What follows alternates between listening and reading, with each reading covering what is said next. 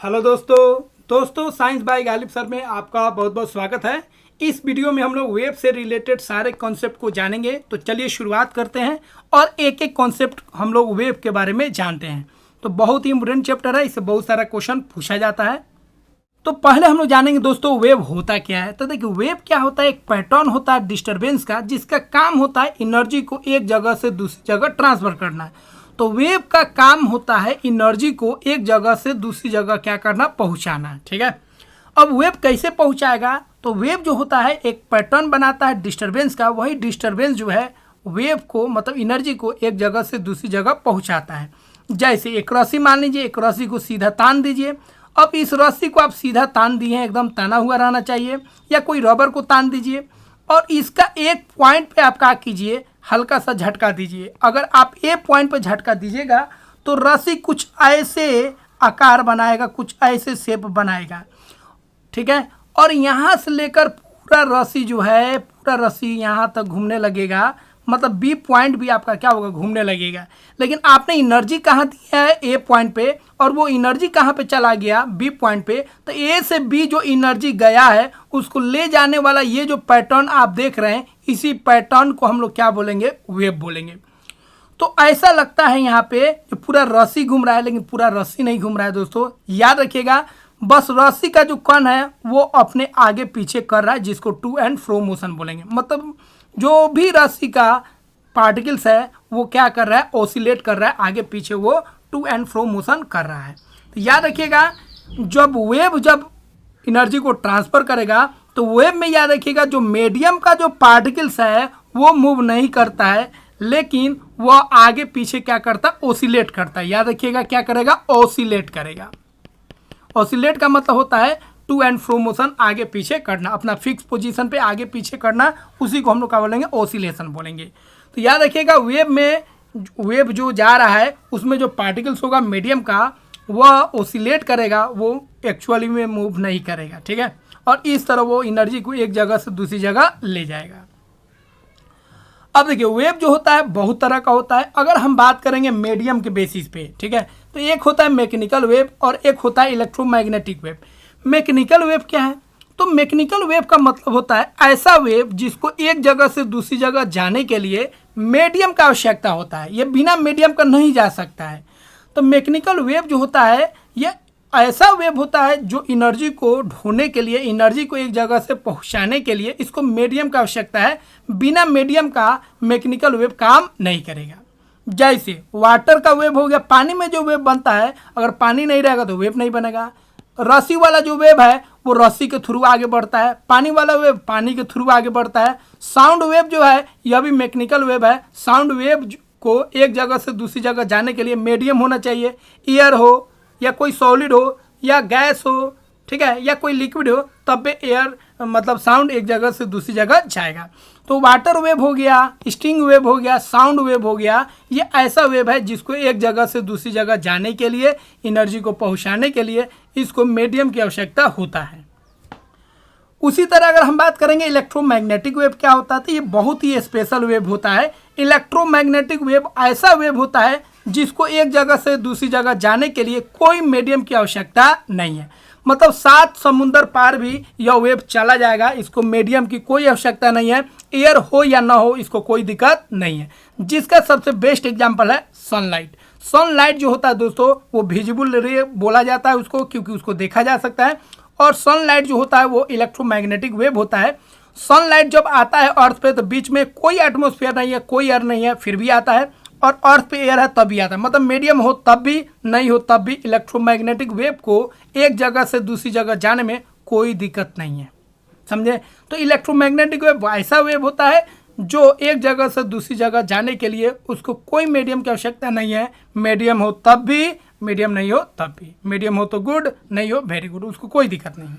ठीक है, जैसे मोबाइल पर हम लोग बात करते हैं, ठीक है, कोई मैसेज हम लोग सेंड कर रहे हैं, ये बिना तार का जा रहा है, मतलब यहाँ पे कौन सा वेव काम कर रहा है, इलेक्ट्रोमैग्नेटिक वेव काम कर रहा है। इलेक्ट्रोमैग्नेटिक वेव दोस्तों आगे हम लोग पढ़ेंगे, यह 7 तरह का होता है। 7 तरह का इलेक्ट्रोमैग्नेटिक वेव होता है। इसके अलावा जो भी वेव होगा सब के सब क्या होगा, मैकेनिकल वेव होगा, याद रखिएगा। अब एग्जाम्पल क्या है, बहुत सारे एग्जाम्पल है, आपको याद करवा देंगे। रेडियो वेव, इंफ्रारेड, माइक्रोवेव, ठीक है, अल्ट्रावायलेट, इंफ्रारेड, इस तरह बहुत सारे wave, X ray, gamma ray, ये सब जो है इलेक्ट्रोमैग्नेटिक वेव है। अब हम लोग दो तरह का और वेव देखेंगे जो इम्पोर्टेंट है। एक होता है ट्रांसवर्स वेव और एक होता है लॉन्गिट्यूडनल वेव। अब यहाँ पे हम लोग बात करेंगे, दो तरह का वेव होता है, एगो ट्रांसवर्स वेव और एगो लॉन्गिट्यूडनल वेव। किसके आधार पर? पार्टिकल का जो मोशन है उसके डायरेक्शन के आधार पर। तो देखिए, जो लॉन्गिट्यूडनल वेव होता है उसमें वेव जिस डायरेक्शन में जाता है उसी डायरेक्शन में पार्टिकल्स भी मूव करता है। मतलब वेव अगर इस डायरेक्शन में जा रहा है तो पार्टिकल्स भी इसी डायरेक्शन में क्या करता है? ओसिलेट करता है, आगे पीछे करता है, वाइब्रेट करता है।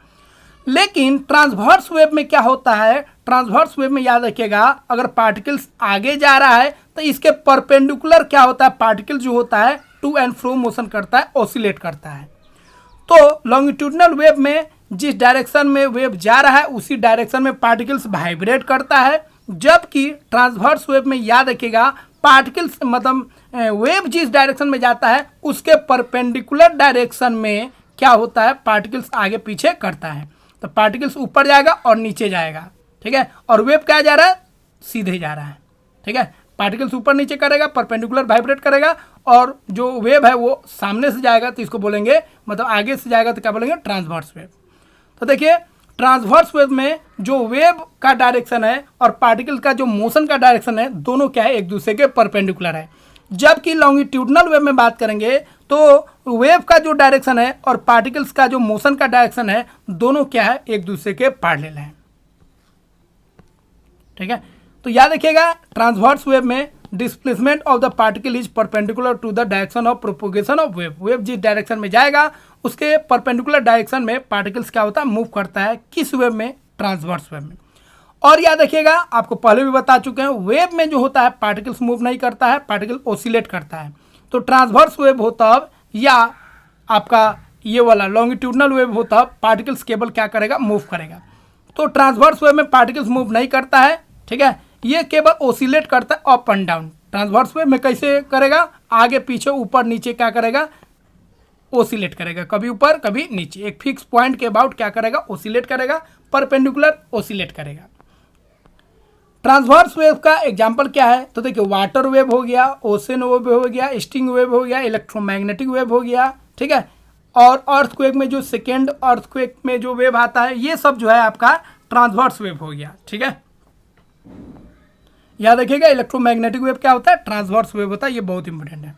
बाकी वाटर वेव, स्टिंग वेव, ये सब जो है ओशन का वेव, ठीक है, ये सब क्या है? ट्रांसवर्स वेव का एग्जाम्पल है। अब हम लोग बात करेंगे लॉन्गिट्यूडनल वेव का। तो लॉन्गिट्यूडनल वेव में आपको बता दिए हैं, पार्टिकल्स का जो डिस्प्लेसमेंट होता है, जो वेव जाता है उसी के डायरेक्शन में होता है। इसमें भी पार्टिकल्स मूव नहीं करता है, ये केवल ओसिलेट करता है। ये कैसे ओसिलेट करेगा? Back and fourth. Longitudinal wave में पार्टिकल्स आगे पीछे घूमेगा, जबकि ट्रांसवर्स वेव में जो पार्टिकल्स होता है वो ऊपर नीचे क्या करेगा? ओसिलेट करेगा। अब लॉन्गिट्यूडनल वेव का एग्जांपल क्या है? तो साउंड वेव आपका याद रखिएगा, मोस्ट इंपोर्टेंट लॉन्गिट्यूडनल वेव है। और अर्थक्वेक में जो प्राइमरी वेव्स आता है वो भी आपका लॉन्गिट्यूडनल है। अल्ट्रासाउंड याद रखिएगा, ये भी इंपोर्टेंट है, ये आपका क्या है? लॉन्गिट्यूडनल वेव है। टी सुनामी जो है, टी सुनामी जो पानी में आता है, समुद्र में आता है, ठीक है, वो भी लॉन्गिट्यूडनल वेव है। और स्प्रिंग जो वाइब्रेट कर रहा है वो भी क्या है? आपका लॉन्गिट्यूडनल वेव है। दोस्तों, सबसे जो इम्पोर्टेंट है वो है इलेक्ट्रोमैग्नेटिक वेव। अब इसको हम लोग विस्तार से पढ़ेंगे क्योंकि इस पे क्वेश्चन पूछा जाता है।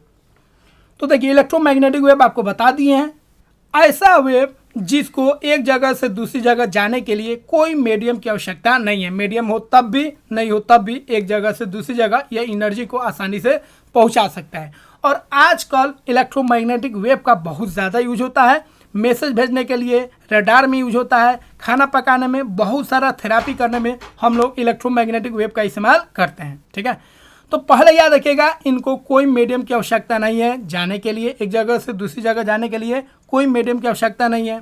यह जो है वैक्यूम में भी ट्रेवल कर सकते हैं, मीडियम हो तब भी, नहीं हो तब भी। मतलब वैक्यूम मतलब कोई एयर नहीं है, फिर भी ये एक जगह से दूसरी जगह जा सकते हैं। दूसरा याद रखिएगा दोस्तों, इनका स्पीड बहुत हाई होता है। इनका स्पीड जो होता है लाइट की स्पीड के बराबर होता है, मतलब 3 लाख किलोमीटर पर सेकेंड। इसी को लिख सकते हैं 3 गुना 10 का पावर 8 मीटर पर सेकेंड और 3 लाख किलोमीटर पर सेकेंड इनका स्पीड होता है। तो इलेक्ट्रोमैग्नेटिक वेव का वही स्पीड होता है जो लाइट का स्पीड होता है। इसीलिए दोस्तों कोई भी मैसेज को अगर हम लोग भेजते हैं फ़ोन के द्वारा, रेडियो के द्वारा या किसी भी चीज़ के द्वारा, तो वो मैसेज जो है, वो कम्युनिकेशन जो है बहुत ही फास्ट होता है, क्योंकि इलेक्ट्रोमैग्नेटिक वेव का जो स्पीड है बहुत हाई होता है। उसके बाद याद रखिएगा इलेक्ट्रोमैग्नेटिक वेव जो होता है ये न्यूट्रल होता है। क्यों न्यूट्रल होता है? ठीक है, क्योंकि इसमें कोई पार्टिकल्स नहीं होता है, ये न्यूट्रल होता है और इसी के कारण यह पॉजिटिव और निगेटिव डायरेक्शन में मूव नहीं करता है। उसके बाद ध्यान रखिएगा अगला पॉइंट, इसके पास एनर्जी भी होता है और मोमेंटम होता है। मोमेंटम का मतलब हो गया मास गुना वेलोसिटी। ठीक है, और ये किससे बने होते हैं? फोटोन से बने होते हैं। जैसे लाइट फोटोन से बनता है, क्योंकि लाइट भी दोस्तों याद रखिएगा वो भी इलेक्ट्रोमैग्नेटिक वेव होता है। अब हम लोग बात करेंगे दोस्तों कुछ टर्म जो वेव से रिलेटेड होता है, उसको ध्यान रखिएगा। देखिए याद रखिएगा वेव ऐसे घूम रहा है, ये ट्रांसवर्स वेव है। तो वेव ये जो घूम रहा है इस पैटर्न को हम लोग क्या बोलेंगे? वेव बोलेंगे। इसमें पार्टिकल्स मूव नहीं करता है। ठीक है, अब याद रखिए ये उठा हुआ जो पोर्शन है, ये वाला जो पोर्शन आप देख रहे हैं, ठीक है, दो पोर्शन है, एक उठा हुआ है और एक क्या है? खाल है। तो ये उठा हुआ वाला जो पोर्शन देख रहे हैं, ये वाला, इसको हम लोग बोलेंगे क्रेस्ट। क्या बोलेंगे? क्रेस्ट। इसको भी हम लोग क्या बोलेंगे? क्रेस्ट बोलेंगे। जितना उठा हुआ वाला पोर्शन है इसको हम लोग क्या बोलेंगे? क्रेस्ट बोलेंगे। ठीक है, और नीचे जो ये नाद की तरफ देख रहे हैं, खाल जो देख रहे हैं, उसको हम लोग ट्रॉ बोलेंगे। इसको क्या बोलेंगे? ट्रॉ। ये नीचे वाला पोर्शन जो देख रहे हैं इसको हम लोग ट्रॉ बोलेंगे। ठीक है, तो उठा हुआ जो पोर्शन है उसको हम लोग क्रेस्ट बोलेंगे और जो खाल वाला पोर्शन है उसको हम लोग क्या बोलेंगे? ट्रॉ बोलेंगे। क्रेस्ट जो होता है दोस्तों ध्यान रखिएगा, यहाँ पे जो पार्टिकल्स होता है वो घना होता है, मतलब यहाँ पे हाई डेंसिटी होगा, और ट्रॉ जो होता है याद रखिए यहाँ पे लो डेंसिटी होगा। यहाँ पे जो पार्टिकल्स होगा वो कम होगा। ठीक है, अब याद रखिएगा जो वेव का हाइट होता है, ये जो हाइट है वेव का, इसको हम लोग एम्पलीट्यूड बोलेंगे। ठीक है, क्या बोलेंगे? एम्पलीट्यूड। और लगातार दो क्रेस्ट या लगातार दो ट्रॉ के बीच का जो दूरी होगा, मतलब ये भी क्रेस्ट है आपका और ये भी क्रेस्ट है, लगातार दो क्रेस्ट या लगातार दो ट्रॉ के बीच का जो दूरी होगा, यहाँ से और यहाँ से, ये जो डिस्टेंस होगा, ठीक है, या यहाँ से कोई दो पॉइंट ले लीजिए, यहाँ से लेके यहाँ तक जो डिस्टेंस होगा, ठीक है, तो यहाँ से लेके ये जो डिस्टेंस आप देख रहे हैं इसको हम लोग बोलेंगे वेवलेंथ। ठीक है, तो लगातार दो क्रेस्ट या लगातार दो ट्रॉ के बीच, ट्रॉ ले लीजिए, ये दोनों ट्रॉ हो गया, इसका मिड पॉइंट ले लीजिए, और यहाँ से यहाँ जो डिस्टेंस होगा उसको हम लोग बोलेंगे वेवलेंथ। तो वेवलेंथ लगातार दो क्रेस्ट या लगातार दो ट्रॉ के बीच का जो दूरी होता है उसको वेवलेंथ बोलेंगे। ठीक है, उठा हुआ भाग को क्रेस्ट बोलेंगे और डूबा हुआ भाग जो है उसको ट्रॉ बोलेंगे, और वेव का जो हाइट है उसको हम लोग क्या बोलेंगे? एम्पलीट्यूड बोलेंगे। ठीक है, और एक क्रेस्ट और एक ट्रॉ को मिलाकर हम लोग क्या बोलेंगे? एक साइकिल बोलेंगे, मतलब वेव एक साइकिल कंप्लीट कर लिया। चलिए अब इसी को हम लोग थोड़ा सा विस्तार से समझ लेते हैं। तो वेवलेंथ क्या होता है दोस्तों? तो दो लगातार क्रेस्ट या ट्रॉ के बीच का जो डिस्टेंस होता है उसको हम लोग क्या बोलते हैं? उसको वेवलेंथ बोलते हैं। वेवलेंथ एक लेंथ होता है, इसलिए इसको हम लोग मीटर में हम लोग मेजर करते हैं, तो इसका ऐसा ही यूनिट क्या हो जाएगा? मीटर हो जाएगा। और वेवलेंथ को डिनोट करते हैं लैम्डा से, याद रखिएगा लैम्डा, इसका सिंबल ये होता है। ठीक है, उसके बाद दोस्तों हम लोग बात करेंगे एम्पलीट्यूड। तो एम्पलीट्यूड आपको बता दिए, जो वेव का हाइट होता है उसी को एम्पलीट्यूड बोलेंगे, और एम्पलीट्यूड भी क्या है? हाइट है, इसलिए इसको हम लोग मीटर में यूज करेंगे, मीटर में इसको मापेंगे। अब हम लोग दोस्तों बात करेंगे फ्रीक्वेंसी। फ्रीक्वेंसी को हम लोग ऐसे न्यू से डिनोट करते हैं, याद रखिएगा न्यू। ठीक है, भी की तरह लिखते हैं लेकिन इसको पढ़ते क्या? न्यू। अब याद कीजिएगा फ्रीक्वेंसी क्या होता है। देखिए फ्रीक्वेंसी क्या होता है, किसी पॉइंट से एक सेकेंड में, किसी पॉइंट से एक सेकेंड में कितना बार वेव पास किया उसी को हम लोग बोलेंगे फ्रीक्वेंसी। जैसे एक बार अगर पानी में मारिएगा तो पहला वाला जो वेव क्रॉस किया पूरा, उसको हम लोग बोलेंगे फ्रीक्वेंसी। ठीक है, सॉरी, उसको हम लोग बोलेंगे एक साइकिल। क्या बोलेंगे? एक साइकिल। एक बार वेव क्रॉस किया तो क्या बोलेंगे? एक साइकिल। अब देखेंगे एक सेकेंड में कितना साइकिल वो क्रॉस किया, तो उसी को हम लोग क्या बोलेंगे? फ्रीक्वेंसी बोलेंगे। ठीक है, तो किसी पॉइंट से एक सेकेंड में कितना बार वेव क्रॉस किया उसी को हम लोग क्या बोलेंगे, फ्रीक्वेंसी बोलेंगे। फ्रीक्वेंसी का यूनिट क्या है, याद रखिएगा, फ्रीक्वेंसी का यूनिट होता है हर्ट्ज। क्या होता है, हर्ट्ज। इसको HZ से हम लोग डिनोट करते हैं। और एक हर्ट्ज का मतलब होता है, याद रखिएगा, 1/सेकेंड। 1/सेकेंड क्या होता है, 1 हर्ट्ज होता है। तो हर्ट्ज को जब भी हम लोग को तुलना करना पड़े, सेकेंड में लाना पड़े, तो 1/सेकेंड लिख दीजिएगा। इसी तरह आप लिख सकते हैं फ्रीक्वेंसी का मतलब होता है 1 साइकिल पर सेकेंड। ठीक है, 1 साइकिल पर सेकेंड को हम लोग क्या बोलेंगे, एक फ्रीक्वेंसी बोलेंगे। तो फ्रीक्वेंसी का मतलब हो गया नंबर ऑफ साइकिल पर सेकेंड। ठीक है, फ्रीक्वेंसी का मतलब क्या हो गया, नंबर ऑफ साइकिल पर सेकेंड। ठीक है, और एक फ्रीक्वेंसी का मतलब हो गया 1 साइकिल पर सेकेंड। 10 फ्रीक्वेंसी का मतलब हो गया 10 साइकिल पर सेकेंड, मतलब 10 बार वेव क्रॉस कर चुका है एक पॉइंट से। ठीक है, अब हम लोग बात करेंगे टाइम पीरियड। तो एक साइकिल को कंप्लीट करने में, वेव जब एक बार घूमा है ना, एक बार घूम जाएगा, फिर दूसरी का वेव आएगा, तीसरी का वेव आएगा। तो एक वेव को कंप्लीट जब हो गया, तो एक साइकिल कंप्लीट होने में वेव को जो समय लगता है उसी को हम लोग बोलेंगे टाइम पीरियड। और टाइम पीरियड को हम लोग सेकेंड में मेजर करेंगे। ठीक है, तो एक वेव को कंप्लीट करने में, मतलब एक साइकिल कंप्लीट करने में वेव के द्वारा जो समय लगता है उसको टाइम पीरियड हम लोग बोलते हैं। टाइम पीरियड को हम लोग T से डिनोट करेंगे। और टाइम पीरियड जो होता है दोस्तों, याद रखिएगा, ये फ्रीक्वेंसी के उल्टा हो जाएगा। ठीक है, तो टाइम पीरियड क्या होगा, फ्रीक्वेंसी के उल्टा हो जाएगा, ध्यान रखिएगा। तो T बराबर क्या होगा, 1/फ्रीक्वेंसी। अब वेलोसिटी क्या है, तो वेव किस स्पीड से जा रहा है, वेव का स्पीड होता है। अब कितना उसका स्पीड है उसी को हम लोग बोलेंगे, क्या बोलेंगे, वेलोसिटी बोलेंगे। तो इलेक्ट्रोमैग्नेटिक वेव का जो वेलोसिटी होता है, याद रखिएगा, फिक्स होता है, 3 × 10⁸ मीटर पर सेकेंड, मतलब 3 लाख किलोमीटर पर सेकेंड। वेलोसिटी को हम लोग मेजर करेंगे मीटर पर सेकेंड में मेजर करते हैं, ऐसा यूनिट भी होता है। और वेलोसिटी को हम लोग लिखते हैं, याद रखिएगा, यहाँ पे एक फॉर्मूला बन जाएगा, वेलोसिटी बराबर हो जाएगा, वेलोसिटी ऑफ वेव बराबर हो जाएगा फ्रीक्वेंसी इनटू वेवलेंथ। फ्रीक्वेंसी को वेवलेंथ से डिनोट कर देंगे, मतलब गुना कर देंगे, तो यह क्या हो जाएगा, वेलोसिटी आ जाएगा, किसका, वेव का। तो वेव का अगर स्पीड या वेलोसिटी निकालना है तो फ्रीक्वेंसी को उसके वेवलेंथ से गुना कर दीजिए। अब हम लोग बात करेंगे दोस्तों, कुछ इलेक्ट्रोमैग्नेटिक वेव होता है, 7 इलेक्ट्रोमैग्नेटिक वेव होता है, उनका क्या क्या यूज होता है उस पर भी क्वेश्चन पूछ लेता है। तो चलिए एक एक करके हम लोग पढ़ लेते हैं। पहला है दोस्तों गामा रे। गामा रे दोस्तों सबसे खतरनाक रे होता है। ठीक है, गामा रे के पास बहुत ज़्यादा एनर्जी होता है और इसके पास भेदने का पावर बहुत ज़्यादा होता है, पेनिट्रेटिंग पावर। मतलब मोटा से मोटा अगर लोहा भी लाइएगा तो उसको कुछ सेकेंड में ही आर पार कर देगा। तो हमारा बॉडी तो छोड़ ही दीजिए, जब लोहा को आर पार कर दे रहा है तो हम लोगों के बॉडी के लिए कितना खतरनाक हो सकता है आप समझ सकते हैं। ठीक है, तो याद रखिएगा बहुत ही ज़्यादा एनर्जी होता है इसके पास और सबसे कम लेमडा होता है। जिसका एनर्जी ज़्यादा होगा उसका वेवलेंथ क्या होगा, कम होगा। उसके बाद याद रखिएगा their frequency and energy are maximum. Frequency और एनर्जी क्या होता है, मैक्सिमम होता है। जबकि वेवलेंथ का बात करेंगे तो वेवलेंथ उल्टा हो जाएगा फ्रीक्वेंसी का, तो वेवलेंथ क्या होता है, कम होता है, बहुत कम। ठीक है, सबसे कम इसका वेवलेंथ होगा और सबसे ज़्यादा इसका एनर्जी होगा। उसके बाद इसका यूज होता है कैंसर के इलाज में, इसका यूज किया जाता है। ठीक है, और कुछ कीटाणु को भगाने में, मारने में भी हम लोग इसका इस्तेमाल करते हैं। गामा रे जो होता है दोस्तों, ये कहाँ से निकलता है, ये रेडियो एक्टिव सब्सटेंस होते हैं। कुछ ऐसे सब्सटेंस होते हैं जिसका न्यूक्लियस स्टेबल नहीं होता है और वह क्या करता है, अल्फा बीटा गामा रे को रिलीज करता है। वहाँ से वो गामा रे निकलता है और ये बहुत ही घातक होता है। जहाँ पे भी ये रे निकलता है वहाँ पे मतलब ये साइलेंटली वहाँ के लोगों को, जो भी वस्तु है उसको क्या करेगा, डैमेज करेगा। अगला है दोस्तों एक्सरे। एक्सरे बहुत ही सिंपल हम लोग जानते ही हैं। तो एक्सरे मशीन के द्वारा हम लोग क्या करते हैं, एक्सरे करते हैं। तो उसमें एक रे निकलता है, एक्सरे। ठीक है, एक्सरे का खोज कौन किया था, रोएंटेजर ने किया था, ध्यान रखिएगा। और एक्सरे का हम लोग इस्तेमाल करते हैं बोन्स का ना, हड्डी उड्डी का। ठीक है, स्कैन करते हैं। उसके बाद एयरपोर्ट में भी इसका इस्तेमाल होता है, रेल टर्मिनल में भी इस्तेमाल होता है। जो हम लोग बैग वैग ले जाते हैं उसमें क्या है, मेटल वाला कोनो चीज़ है कि नहीं, खतरनाक कोई चीज़ है कि नहीं, उसको चेक करने के लिए हम लोग एक्सरे का इस्तेमाल करते हैं। सीटी स्कैन में भी एक्सरे का इस्तेमाल होता है।